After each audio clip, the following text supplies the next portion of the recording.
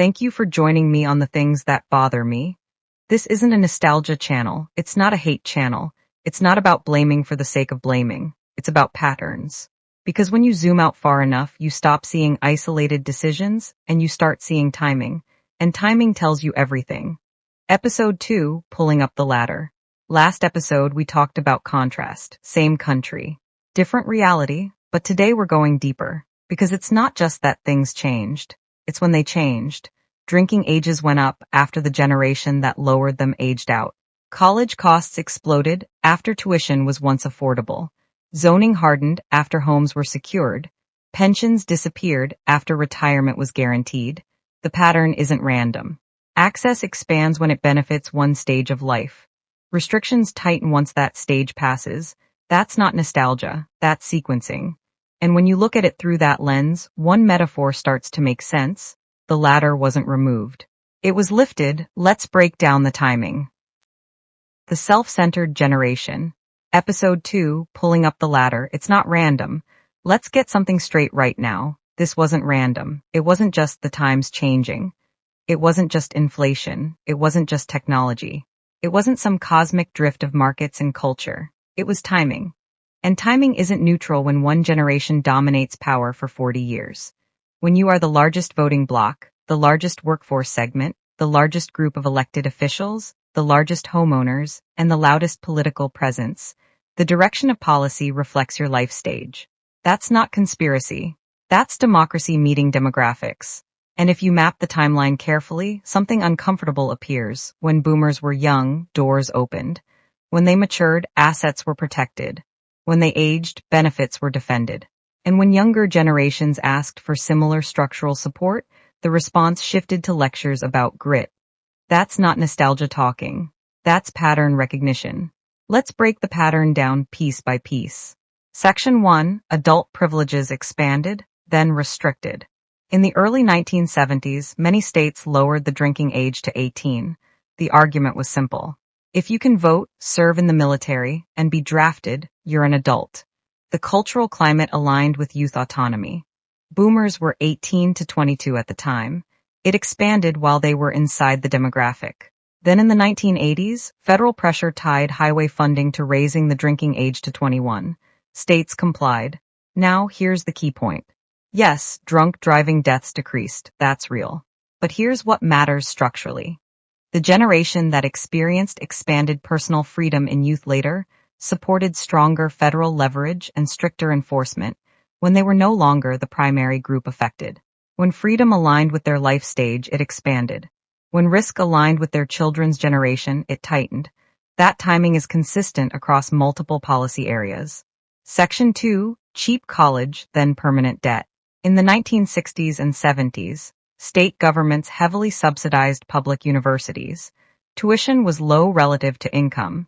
Debt burdens were manageable. Many boomers paid what amounts to a few $1,000s per year in today's dollars. College was treated as public infrastructure, like highways or water systems. Then over decades, state funding declined. Tuition rose faster than inflation. Student loans expanded. Interest accumulated. Bankruptcy protection for student debt was eliminated. Education transformed from public investment into private obligation. By the time millennials and Gen Z entered college, debt was normalized 6 figures in some cases. And what did political rhetoric shift to? You chose that major. You signed the loan, personal responsibility. The same generation that benefited from heavy public subsidy reframed it as an individual consumer choice. The ladder narrowed. Section 3, Housing, entry-level to asset lockdown. When boomers bought homes, the U.S. was building aggressively. Suburban expansion was massive. Starter homes were plentiful. Zoning was less weaponized in many regions. Homeownership became the central wealth-building mechanism. Then something changed. Once inside the housing market, incentives flipped. Restrict supply, fight density, oppose development near existing property. Protect property values at all costs. Zoning hardened. NIMBY politics grew. Multifamily construction stalled in many high-demand areas. The result? Artificial scarcity layered onto natural demand. Housing shifted from place to live to primary financial asset. And once your retirement depends on asset appreciation, you vote accordingly. not random. Incentives. Section 4, Retirement Guarantees versus Market Risk. Boomers entered a workforce where defined benefit pensions were common. A guaranteed monthly income in retirement. Predictable, structured, stable. Over time, corporations shifted away from pensions. Enter the 401k. Instead of guaranteed retirement income, workers now bear market volatility, investment decisions, fee structures, timing risk, sequence of returns risk. The burden shifted from employer to employee, and here's the sharp edge. The generation that accumulated wealth during historic bull markets now lectures younger workers about just invest consistently. In a market environment that is structurally different and entry point dependent. They entered stable growth at lower asset multiples. Younger workers enter high valuation, automation-disrupted labor markets, and higher housing barriers. The retirement risk transfer happened under their era of dominance. The guarantees evaporated behind them. Section 5, Reproductive Access and Political Sequencing. Reproductive rights expanded nationally in the 1970s. That expansion aligned with the prime reproductive years of boomers. It shaped their autonomy and life planning. Decades later, restrictions intensified at the state level. By then, the same generation was largely beyond direct reproductive impact. Regardless of your moral stance on the issue, the sequencing is visible. Access expanded during their youth. Access tightened when they aged out of vulnerability. When you track enough policy shifts against demographic aging curves, coincidence becomes unlikely. Section 6, Public Investment versus Personal Benefit.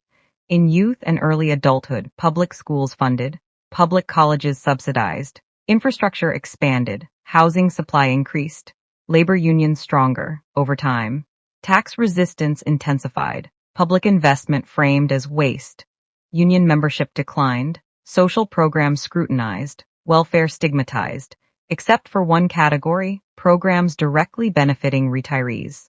Social Security, protected. Medicare, politically radioactive to cut. The rhetoric shifts based on who benefits. Programs used in youth are reframed as handouts when younger generations need them. But programs used in retirement are called earned. That double standard is generational incentive logic. Section 7, The Moral Framing Shift. Perhaps the most striking shift isn't policy, it's rhetoric. When boomers were young, structural advantages were called opportunity. When younger generations ask for similar structures, it's called entitlement. When public investment supported them, it was nation building. When public investment supports younger workers, it's dependency. That rhetorical pivot is as important as the policy pivot. The latter didn't just narrow physically, it narrowed morally. In closing, the ladder doesn't collapse by accident. No one wakes up and says, let's ruin the future. That's not how it works. It works through life stage incentives. When you are climbing, you want expansion. When you are established, you want protection. When you are retiring, you want guarantees. But when one generation dominates every lever of power for decades, those incentives harden into policy. The problem isn't that boomers worked hard. Many did. The problem isn't that they saved. Many did. The problem is this: they inherited expansion, they governed contraction, and they framed contraction as virtue. The latter metaphor isn't emotional exaggeration. It's economic structure. If you expand access when you're young, protect assets when you're middle-aged, and defend entitlements when you're retired, without reinvesting for the next cohort, the system tilts.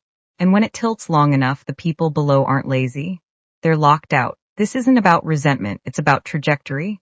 Episode 1 showed you the contrast. Episode 2 showed you the timing. Next episode, we go deeper into enforcement, because cultural freedom in youth turned into criminal punishment under the same generational watch. When incentives shift, rules shift. And when rules shift repeatedly in one direction, history eventually notices.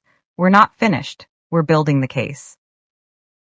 We've walked through the timeline: drinking age shifts, college costs, housing access, zoning fights, pension guarantees, 401k risk, protection expanding, then narrowing, and the pattern is consistent. When a policy benefited them, it expanded. When they moved past that stage of life, it tightened. Access wasn't erased all at once. It was adjusted, layer by layer, stage by stage, and that's what makes it structural, not accidental. No one had to gather in a secret room. Incentives were enough. You protect what you use, you secure what you depend on, and once you're inside, you defend the gate. That's human nature. But when an entire generation does it at scale, it reshapes the country. The ladder didn't disappear. It was lifted higher than the next group could reach. And when you zoom out, when you step back far enough to see the decades line up, timing isn't accidental. It never was. Thank you for stopping by The Things That Bother Me. Please remember to like, comment, share, and subscribe below. I'll see you in the next one.